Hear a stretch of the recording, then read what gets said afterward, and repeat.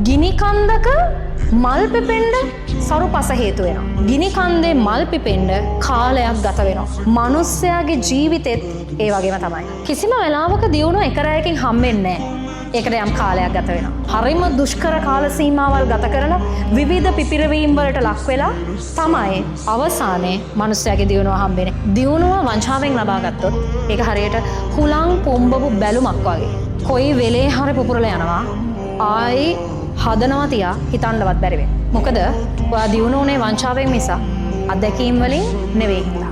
හැබැයි ඔයා නිසි පිළිවෙලකට දියුණු වෙනවා නම් අත්දැකීම් එක එක පිළිවෙලකට ග්‍රහණය කරගෙන ඔයා දියුණු වෙනවා නම් මතක තියාගන්න ගිනි කඳුවලත් දවසක මල් පිපෙනවා. හැබැයි මල් පිපෙන්න කාලයක් ගත වෙනවා.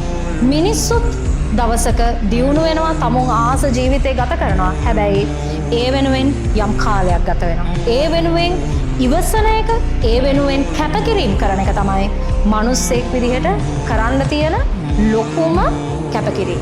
ටික කාලයක් ගියත් ඒ ඔයා ලබන දියුණුවෙන් ඔයාව කවදාවත් වටන්න පුළුවන් වෙන්නේ. වැටුණත් ඔයා ආයෙ නැගිටිනවා.